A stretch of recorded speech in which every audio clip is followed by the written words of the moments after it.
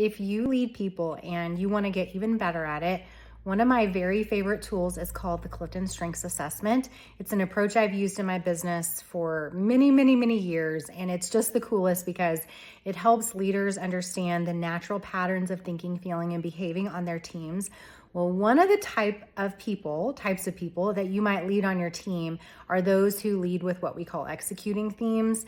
These are people who are like get it done people. They love to be productive. They often love to be busy. They're the kind of individuals that take a lot of ownership of their work, and they like to have a lot of autonomy and a lot of freedom to run at the pace that they want to run. This is my Get It Done mug, which is evidences of my executing themes. But okay, what do you do if you're a leader and you want to better lead people with high executing themes? Number one is you want to make sure that you recognize effort, not just outcomes. You're going to get outcomes with people high in executing, but what really pumps them up is the effort and the motivation and kind of the work ethic to get the outcomes. So make sure you recognize them for their efforts. Two is sometimes people high in executing, because I say we because this one hits home for me, but people high in executing they love to like check that next thing off their to-do list. So sometimes we'll struggle a little bit with prioritizing and doing the most important work because we're just so motivated to get the work done. So help with prioritization.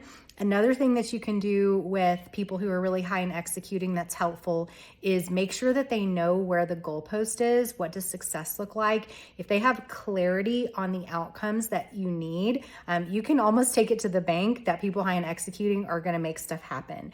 And then the very last thing that I would say is remind them that balance is important and that sometimes it's okay to lay down the work at the end of the day, because they are the kind of people that if they're not doing the work to protect their space and their time, they'll take on too much. So they need really strong leaders to help them. Those are just a couple of ideas for executing themes. If you're a person who leads with executing themes, I would love to hear what are some of your best tips and tricks, and what do you need most from your manager?